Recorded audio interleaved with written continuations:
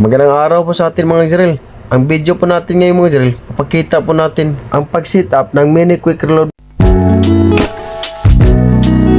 At dyan po pala mga Israel, nilalagay na po pala natin ang cover ng mini quick reload. At pagkatapos, nilalagyan na din natin ng trigger guard. Stainless plate po pala mga Israel ang ginagamit natin sa trigger guard.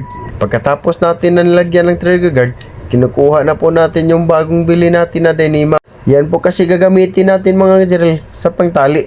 Nilalagyan na din natin ng rubber dyan mga Israel at maigihing ipasok ang Dyneema sa butas ng rubber. At inihigpitan na din natin ng maigi mga Israel ang paghigpit para hindi siya bumabaklas mga Israel pag iloload na natin yung rubber.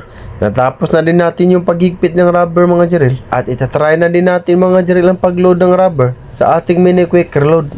Parang nakaload na din po yan mga Israel pag nailagay na natin yung rubber. Kasi maiksi lang po yung rubber na ilagay natin dyan mga Israel para malakas po yung accurate ng tira ng ating mini quick reload.